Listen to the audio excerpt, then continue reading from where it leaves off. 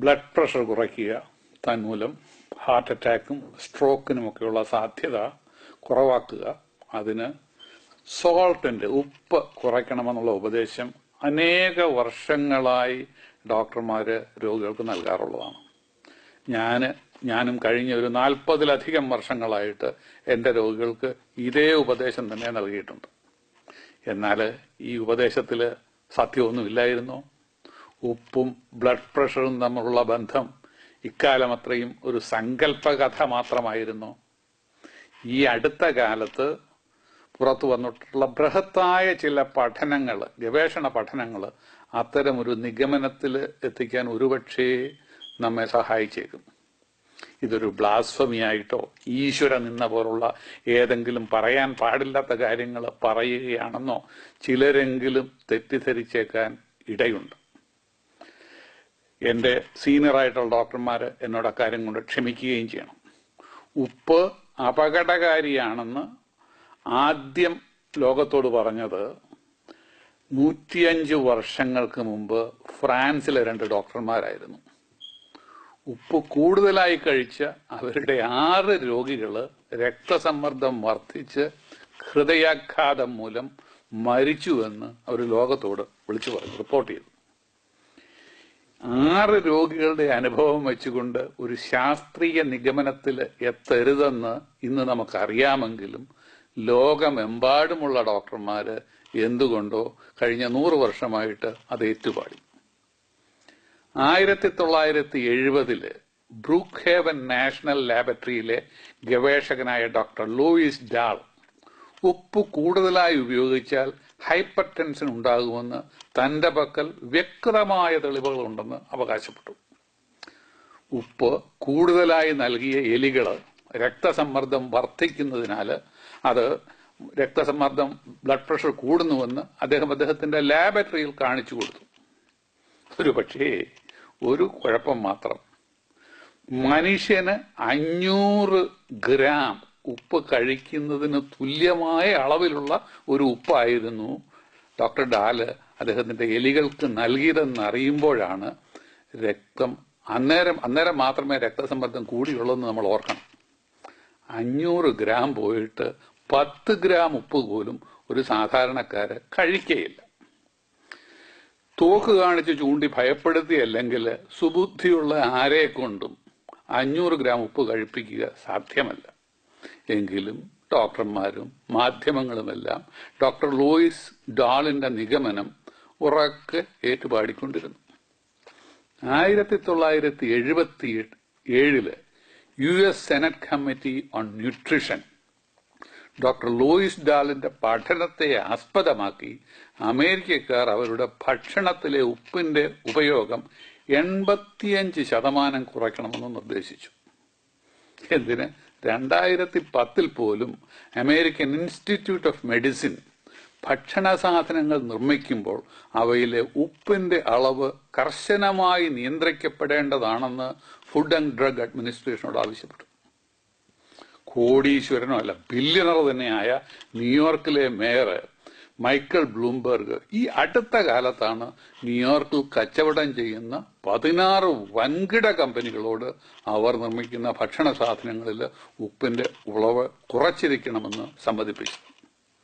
അതേസമയം ഈ ഉപ്പെന്ന് പറഞ്ഞ ആളുകളെ ഭയപ്പെടുത്തുന്നത് ഉമ്മാക്കിയെ കാണിച്ച് ഭയപ്പെടുത്തുന്നത് പോലെയാണെന്ന് തെളിയിക്കുന്ന കുറച്ചേറെ ശാസ്ത്രീയ പഠനങ്ങളും ക്രമേണ പുറത്തു വന്നുകൊണ്ടിരുന്നു.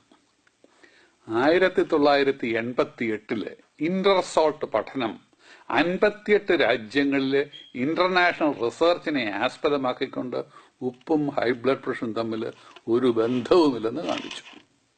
ഉപ്പ് കൂടുതൽ കഴിക്കുന്നവരിൽ വാസ്തവത്തിൽ ബ്ലഡ് പ്രഷർ അല്പം കുറഞ്ഞേക്കാനും സാധ്യതയുണ്ടെന്ന് കാണിക്കുന്ന പഠനങ്ങളും പുറത്തു വന്നു.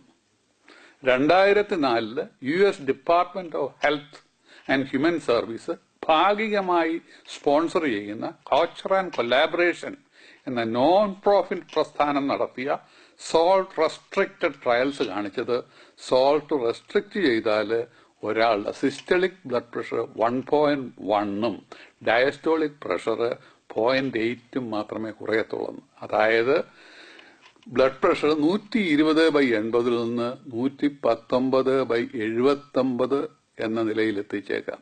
ഇതുമൂലം ഒരു പ്രയോജനവും ലഭിക്കുകയില്ലെന്നും നമുക്കറിയാം. ഇതിനെല്ലാം പുറമെ 2006 അമേരിക്കൻ ജേർണൽ ഓഫ് മെഡിസിൻ വന്ന ഒരു പഠനം 78 മില്യൺ അമേരിക്കക്കാരുടെ ഉപ്പിന്റെ ഉപയോഗവും അവർക്കുണ്ടാകുന്ന ഹൃദ്രോഗവും താരതമ്യ പഠനം നടത്തി.